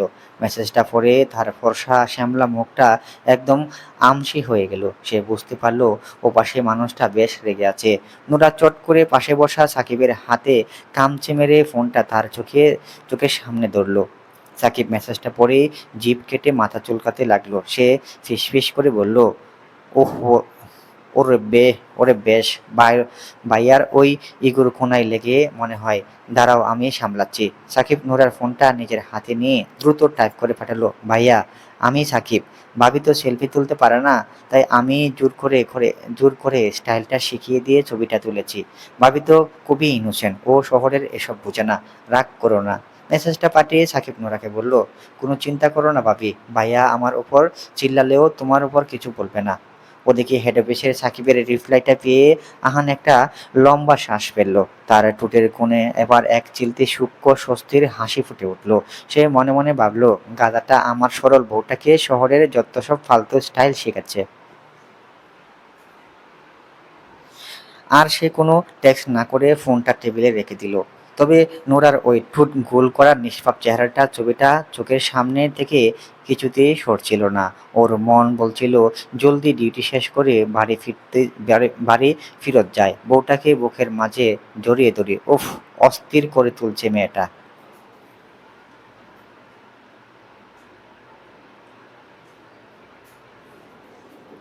ক্লাসরুমের দরজার ভারী পায়ের শব্দ শোনা গেল। চঞ্চল ও কোলাহলপূর্ণ ক্লাসরুমটা মুহূর্তের মধ্যে একদম শান্ত হয়ে গেল। প্যান্ট শার্ট পরা, চোখে চশমা আঁটা একজন গম্ভীর প্রকৃতির প্রফেসর ক্লাসে এসে প্রবেশ করলেন। ওনার হাতে বাংলা টেক্সট বই এবং হাজিরা খাতা। প্রফেসর টেবিলের উপর বইটা রেখে চশমাটা নাকের ডগায় নামিয়ে পুরো ক্লাসের দিকে একবার চোখ বুলালেন। তারপর খাতাটা খুলে উচ্চ স্বরে বললেন, সবাই শান্ত হও, আজ তোমাদের প্রথম বাংলা ক্লাস। পড়াশোনা শুরু করার আগে আমি রোল নাম্বারগুলো দেখে হাজিরাটা নিশ্চিত করে নিচ্ছি। ক্লাসের সবাই সোজা হয়ে বসলো। স্যার একে একে রোল ডাকতে শুরু করলো। Rule ১ present sir, rule ২ yes sir. সবাই যার যার মতো হাত তুলে বা দাঁড়িয়ে প্রেজেন্ট দিচ্ছিল। নোরা বেঞ্চের নিচে নিজের হাত দুটো শক্ত করে চেপে ধরে বসে রইল। তার বুকের ভিতরটা দুরু দুরু কাঁপছে। কথা বলতে না পারার কারণে হাজিরা ডাকার এই এই সময়টা তার জন্য সবসময় একটা বড় আতঙ্কের নাম ছিল। পাশে বসা সাকিব নোরাকে আর চোখে দেখে আলতো করে চোখ টিপল, যেন বুঝতে চাইলো আমি আছি তো, নো টেনশন। খাতায় কলম কম চালাতে চালাতে স্যার একসময় জোরে ডেকে উঠল, রুল ১৬০, নোরা ফাতেহা। নামটা শোনার সাথে সাথেই নোরা চমকে উঠে দাঁড়াতে গেল, কিন্তু তার আগেই পাশে বসা সাকিব নিজের আসন ছেড়ে ধড়ফড় করে দাঁড়িয়ে ডান হাত উঁচিয়ে বেশ লম্বা গলায় ডাক দিল, yes sir, present sir. Sir খাতা দেখে মুখ তুলে চশমার ওপর দিয়ে সাকিবের দিকে তাকালেন। ওনার চোখ দুটো কুঁচকে গেল। ক্লাসের অন্য সবাইও অবাক হয়ে সাকিবের দিকে তাকালো। স্যার কিছুটা বিরক্ত ও সন্দিহান কণ্ঠে বললেন, এই ছেলে, তুমি নোরা ফাতেহা নাকি? হ্যাঁ, নাম ডাকছি একটা মেয়ের, আর তুমি পুরুষ মানুষ হয়ে কেন প্রেজেন্ট দিচ্ছ? সাকিব এতটুকুও অপ্রস্তুত হলো না। সে নিজের স্বভাবসুলভ চিলতে হাসিটা দিয়ে সবকটা দাঁত বের করে মাথা চুলকাতে চুলকাতে বলল, স্যার, বাবির রোল নাম্বারের ওপর তো আমার শতভাগ হক আছে। আমি প্রেজেন্ট দেওয়া যে কথা, বাবির প্রেজেন্ট দেওয়াও ঠিক একই কথা স্যার। সাকিবের এই উত্তর শোনা মাত্রই পুরো ক্লাস জুড়ে হাসির রোল পড়ে গেল। পেছনের সারির ছেলেরা তো রীতিমতো বেঞ্চ চাপড়ে হাসতে লাগলো। খুদ প্রফেসর গম্ভীর মুখে কঠিন ভাবটাও সাকিবের উপর চটপটে জবাবে কিছুটা গলে গেল। তিনি হালকা একটু হেসে মাথা নাড়ালেন। এদিকে সবার এই বিস্মিত হাসির মাঝে লজ্জায় যেন মাটিতে মিশে যাচ্ছিল নোরা। বোরকা আর হিজাবের আড়ালে তার ফর্সা শ্যামলা মুখটা একদম লাল হয়ে উঠল। সে সাকিবের শার্টের কোণে ধরে নিচে টানতে লাগলো, যেন বলতে চাইলো, আল্লাহর হস্তে এবার বসো, আর লজ্জা দিও না। প্রফেসর ক্লাসের হাজিরার রোল থামানোর জন্য টেবিলের ওপর ডাস্টারটা দিয়ে দুবার টোকা দিলেন। কটকট শব্দে পুরো ক্লাস আবার শান্ত হয়ে গেল। স্যার চশমাটা নাকের ওপর ঠিকঠাক বসিয়ে সাকিবের দিকে একটু কড়া নজরে তাকালেন। সাকিবের মুখে তখনও সে দাঁত বের করা চিলতে হাসিটা লেগে আছে। স্যার খাতাটা হাতে নিয়ে গম্ভীর গলায় বললেন, হয়েছে, অনেক রসিকতা হয়েছে সাকিব, এবার একটু সিরিয়াস হও। এরপর থেকে কিন্তু নোরা ফাতেহা নিজের প্রেজেন্ট দেবে। প্রক্সি দেওয়া এই কলেজে অ্যালাউড না, সেটা তো তোমার ভালো করে জানার কথা। স্যারের এই কড়া নির্দেশের পর যে কোনো ছাত্রই চুপচাপ বসে পড়তো, কিন্তু সাকিবের তো দমবার পাত্র নয়। সে নিজের জায়গায় ঠাঁই দাঁড়িয়ে থেকে দুই হাত কচলাতে কচলাতে আরও এক গাল হাসি হেসে বলল, নো স্যার, এরপর থেকেও বাবির পক্ষ থেকে প্রেজেন্টটা আমিই দেব। বাবির হয়ে কথাটা বলার দায়িত্বটা সে আমাদের মির্জা পরিবারের স্যার। সাকিবের এই উত্তর শুনে পুরো ক্লাসের ছাত্রছাত্রীরা এবার আরও জোরে হেসে উঠল। পেছনের বেঞ্চের ফরহাদ আর তার বন্ধুরা সাকিবের দিকে তাকিয়ে থামস আপ দিল। স্যার এবার সত্যি সত্যি কিছুক্ষণ সাকিবের দিকে অবাক হয়ে তাকিয়ে রইল। তিনি বুঝতে পারলেন এই ছেলের সাথে তর্কে জেতা শক্ত। তাছাড়া সাকিবের পারিবারিক ব্যাকগ্রাউন্ড এবং তার বড় ভাই সিআইডি অফিসার আহান মির্জার প্রতিপত্তির কথা স্যারের অজানা ছিল না। স্যার একটা দীর্ঘশ্বাস ফেলে হাজিরার খাতায় নোরার নামের পাশে টিক চিহ্ন দিতে বললেন, আচ্ছা বাবা, আচ্ছা, তোমার বাবির ফ্রকজি তুমিই দিও। এখন দয়া করে নিজের সিটে বসো আর ক্লাসটা করতে দাও। Thank you sir, very much sir. Sakib একগাল হেসে মাথা নাড়িয়ে সালাম দিল, টুকে বসে মাথা ঝুঁকিয়ে সালাম ঠুকে দপ করে সিটে বসলো। এদিকে পাশে বসা নোরা লজ্জায় আর সংকোচে একদম গুটিয়ে চুটো হয়ে গেল। সাকিবের এই অতিরিক্ত দেবরসুলভ হকের ঠেলায় ক্লাসের সবার নজর এখন তার দিকে। সে বোরকার হাত তার আড়াল থেকে নিজের নখ করতে করতে সাকিবের দিকে এমন এক নজর তাকালো যাতে স্পষ্ট লেখা ছিল, তুমি আর একটু হলে আজ আমাকে মেরেই ফেলতে। আরে ভাবি, ইটস ওকে। কলেজের একটু আধটু হাইপ ক্রিয়েট না করলে লাইফের থ্রিল থাকে না। এখন বইগুলো স্যার পড়া শুরু করছেন।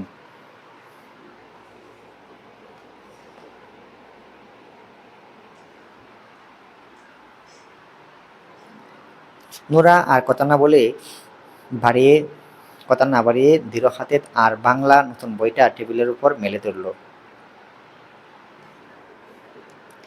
ঢাকার এক নির্জন ও অন্ধকারাচ্ছন্ন শিল্প এলাকায় সিআইডি অফিসার আহান মির্জার চিরচেনা পেশাদার জগৎ। একটি আন্তর্জাতিক চোরাচালান চক্রের গোপন আস্তানার খোঁজ পেয়ে ফোর্স নিয়ে স্পটে পৌঁছেছেন আহান। পরনে ব্ল্যাক টেকনিক্যাল ভেস্ট, হাতে লেজার সাইডযুক্ত গ্লক 9 এমএস পিস্তল। ওনার সেই চিরচেনা গম্ভীর ও ধারালো চোখ দুটো এখন শিকারি চিতার মতো চারিদিক চারিদিকে নজর রাখছে। সকালের ভারী রূপটা এখন সম্পূর্ণ উধাও। এখন সে কেবলই একজন দুর্ধর্ষ সিআইডি অফিসার। আহান ওনার টিমকে হাতের ইশারায় পজিশন নেওয়ার নির্দেশ দিলেন। চারিদিকে একদম নিচুপ। ঠিক তখনই আস্তানার ভেতর থেকে আকস্মিক বুলেটের আওয়াজ ছুটে এলো। ফায়ার! আহানের করা করা হুকুমের সাথে সাথে দুই পক্ষ থেকে শুরু হলো তীব্র গোলাগুলি। আহান একটা কংক্রিটের পিলারের আড়ালে কভার নিয়ে নিখুঁত নিশানা করে একে একে দুজন অপরাধীকে মাটিতে লুটিয়ে দিলেন।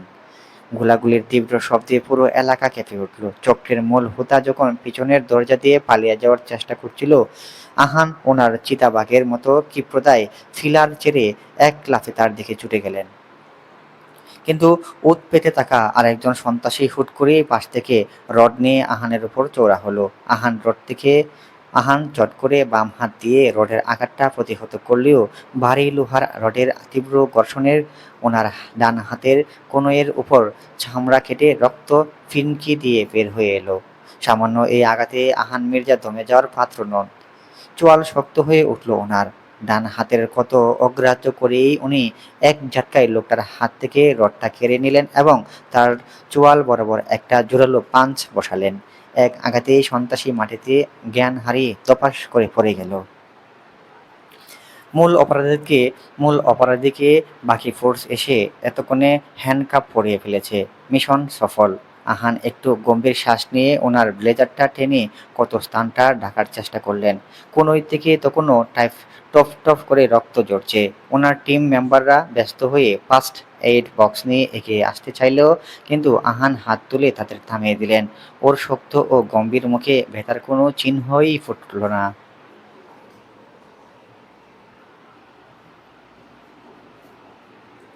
আহান পকেট থেকে ফোনটা বের করলেন। স্ক্রিনের লকটা খুলতে সকালে সেই সাকিবের পাঠানো ছবিটা ভেসে উঠল। সেখানে নোরা বোকার মতো ঠোঁট গোল করে ফাউন্ড করে তাকিয়ে আছে। নোরার নিষ্পাপ মায়াবী মুখটার দিকে তাকানো মাত্রই আহানের ক্ষতস্থানের সমস্ত তীব্র জ্বালাপোড়া যেন এক নিমেষেই বাতাসের ন্যায় উঠে গেল। আহান আলতো করে বুড়ো আঙুল দিয়ে স্ক্রিনে নোরার মুখটা ছুঁয়ে দিল। ওর কঠিন পাথরের চেহারার মুহূর্তের জন্য এক চিলতে নরম ভালোবাসার আভা ফুটে উঠল।